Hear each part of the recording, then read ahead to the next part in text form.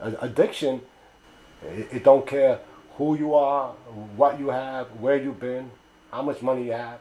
It only cares about one thing: destruction. As far as I could go back to, I was like 11 years old, 10, 11 years old. I started smoking pot. Well, actually, I started smoking cigarettes. And cigarettes got me high. You know, like when you smoke for the first time and you get that rush. And that, like, if I look back and really think about it, it captivated me. It's sneaking around, smoking cigarettes. And, you know, back then in the 70s, it was a cool thing to do. Smoke cigarettes was part of my culture. Play hooky and, you know, come home and make believe that I went to school, etc. And then I graduated, and then I started smoking pot. I started smoking pot like I was 11 years old, and that was fun. And then I graduated from that, and I started drinking alcohol. And, you know, back in that era, back in the 70s, getting high, that was a party era. And I got caught up with some people that I had no business getting caught up with. Because I was real smart in school, and my mom raised me well, and she raised me in church. So I had no business getting involved with the people I got involved with. And then I graduated to cocaine. How old were you when you got all the way up to cocaine? I think I was probably 14-ish, 15-ish, oh, wow, okay. Something like that. And I was ready to go. I was supposed to be a pilot. I was going to school to be a pilot, aviation high school in Queens. Okay. And I dropped out of Queens to get high. I dropped out of aviation high school to get high. And at that time, if I look back, it didn't mean anything to me. And then I went back and I looked at all the mistakes I did and how I really hurt myself and my family also. But after that, it was like I graduated to heroin.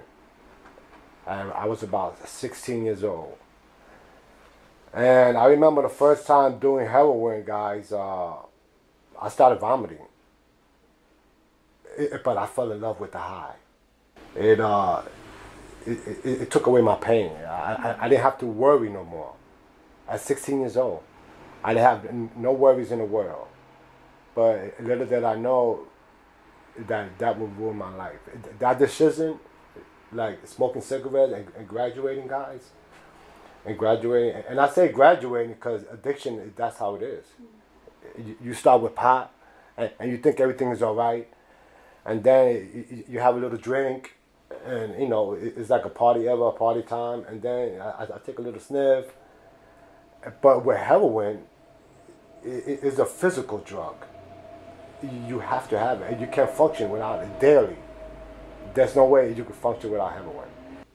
But I didn't know what I was getting myself into until I got arrested, and then I knew that I was going through withdrawal at that time if I didn't have it.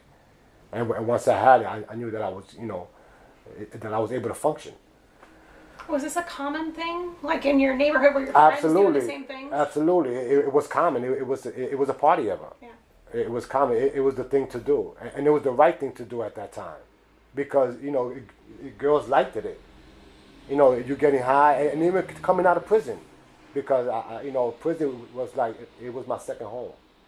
Once I knew, you know, that I fell in love with this drug, and nothing else mattered. And I got married in 1983. I got married, and you know, it didn't really mean anything to me getting married. I got married because she got pregnant. You know, and but it was one of the best things that ever happened to me because she's a really, really good woman. But it didn't matter to me. What mattered was getting high. I was going with my friends. Was she also into the same thing? Or? No, she's a Christian. Okay. She was like, she didn't even smoke cigarettes. So how'd you guys meet? She lived in my building. Okay.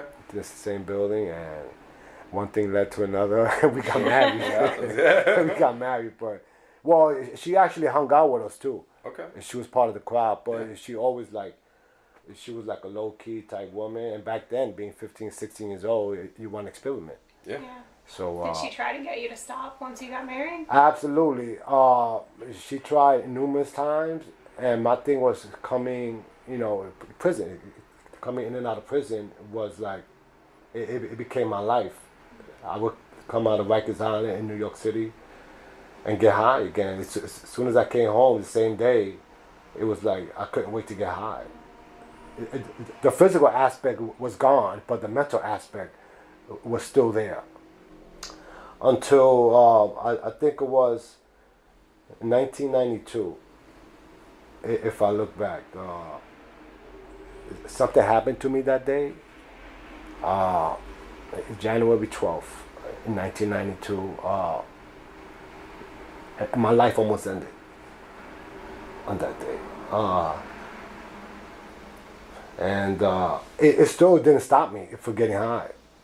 It was just, looking back now, that was like one of the signs that maybe I should have stopped back then. And I'm fortunate to be here, guys, today.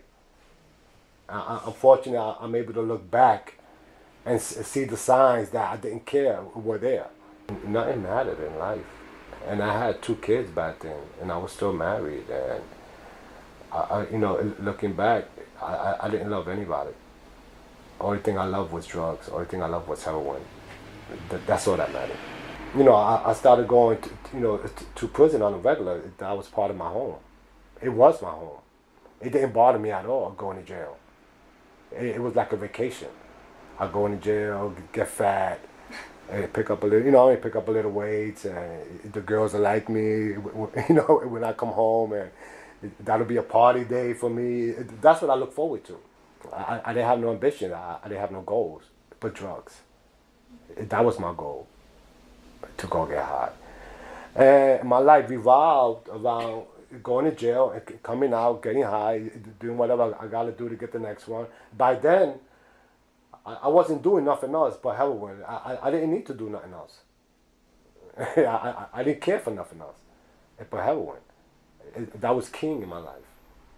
I tell you, I've done 16 years of my life incarcerated. I wasted 16 years of my youth incarcerated, guys, because of heroin. Did you work at all during that point? Yeah, I did. I worked, I worked some odd jobs, but no career-minded. I didn't want to, I didn't care about a career job. Heroin was in my life. Yeah.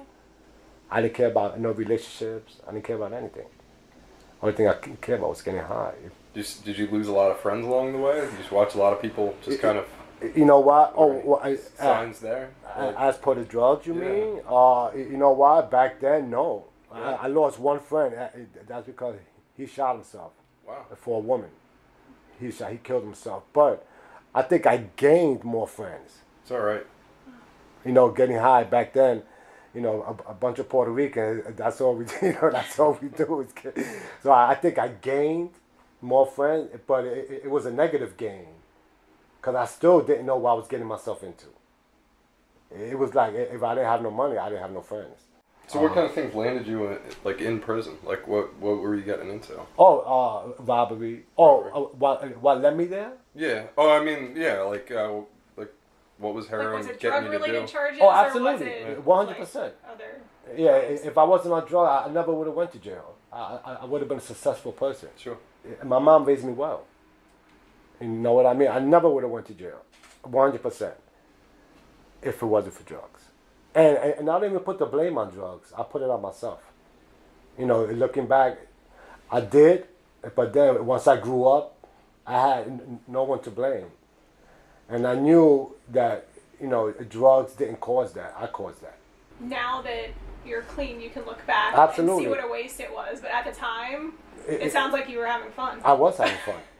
I was having fun. Yeah. So you didn't think there was a problem? I didn't have a problem. Yeah. I didn't. I was high all the time. I was in the prime of my life. As I thought. Yeah. That's what I thought. Today I see that I'm lucky to be here. I tried a lot of rehabs. And guys, none of that. Nothing is going to help me unless I want to help. Unless I help myself. You know what I mean? And I finally realized that. The best rehabs is not going to help me. And methadone, or now they got Suboxone. I don't know if y'all guys are familiar with that. That's not going to stop me. The programs, whatever programs I'm affiliated with, unless I want to stop. Were you always fortunate enough to have somewhere to stay, like a house? Yes, I was fortunate enough that my family always took me in because they knew what type of Sure. I didn't belong in the streets. Sure. I didn't belong. I went there. You know how like some people, this guy, you know what I mean? Yeah. I went to the streets, so they knew that the reason that I was acting the way I was acting and going to prison was because of drugs. So you have a very loving, supportive family. I do. Yeah. I do. And up to today, I'm like the baby. I'm 52. And still, they support me like if I was a kid. And I'm number 6. There's 9 of us. And they treat me like the baby. You know what I mean? And because where I'm at now in my life. You know, I'm able to be there for not only for myself, but for my family. As before, like if something happened, I didn't care. I wouldn't show up. I wouldn't even call. Like, you know, and it's not my problem. It's your problem. I'm going to go get high. But now, today, I'm going on 4 years clean, guys. And I think God has really blessed me. He has given me the ability to look back and recognize where did I go wrong. In a sense that I have a purpose in life today. When my father died, he died in 1984. It wasn't a big deal. It really wasn't a big deal because he wasn't in my life. I mean, I thought I loved him, which today I do. And I blame him a lot because he used to be a heroin addict. And my mom left him because of that, and it still affected me. So did you see that a lot growing up? Absolutely. Yeah. My uncles, they all were addicts. And my dad, and my uncle, and my mom left them because of that. Sure. I do wish that I had my dad. He was, I mean, I'm exactly like him, a baseball fan, a sports fan, a sense of humor. I give and don't expect back. And that's how he was, you know. But he was an addict. It took his life. But when my sister died, guys, in 2008, I was bad already, but this made me worse. I really didn't care if I lived or died. I lived in the streets, which I never did before. When she died, it's like, it took my soul. I didn't want to, I wanted to die also when my sister died. So you guys were really close. She was like, if I show you a picture, we look like twins. You know, I wish she was here today to see me, where I've come, and I'm able to feel again, and I'm able to care, and I'm able to be of service, and my family wants me around now. I got a good job now. I got my CDL license, a Class A, which that's a career for me. I'm able to accomplish stuff, and that's big for me. I put myself in a position to do stuff, you know, today, and that's big for me. May I ask how your sister passed away? She had AIDS. She, She died of AIDS, and when she died, the only one she left a message to was to me, and I wasn't there, in prison. When she died, I had 2 weeks to come home, and they took me to her funeral, chained up in shackles. The one thing that I've learned about that is that I'm never gonna get over it, and that's what I learned to accept. That's the only way for me to move on, because if I be like somber or resentful and what if, and I'm never gonna move on in life. So one thing that I've come at peace with, I'm never going to get over her death. And how many children do you have with? 2 daughters. 2 daughters. what's your relationship with them like? Oh, it's really nice. It's not. It is good in some sense, but then in another sense, because I rarely see my kids, and because of my work schedule. And then when I go over there, they got a life. So it's really like we do have a relationship, and we don't have a relationship. Do you feel like you kind of missed their childhood because you were away so much? Absolutely. That's one of my resentments. It's not kind of. It is one of my resentments in life now. That I decided to grow up and become a man. You know what I mean? I lost so much of their youth. And mine too.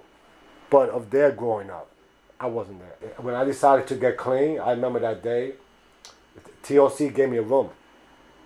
And all I did was cry. And I was by myself in the room. And I was so happy that I had a room to myself. that meant the world to me. And all I did was cry and cry and cry. What have I done? And then I got my apartment here. I've been here. I got a car and an apartment the same day I left TLC. I got a lease and I got a car note. That's awesome. The same day, September 1, 2014.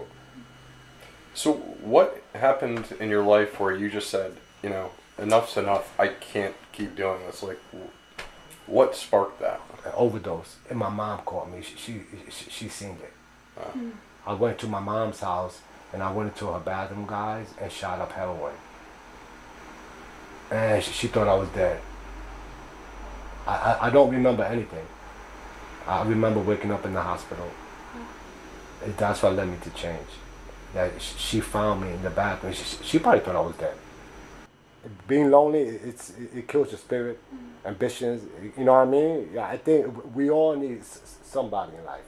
I'm really grateful at the point where I'm at in my life today. I really am grateful. I'm really grateful that I have the ability to just try to save one life.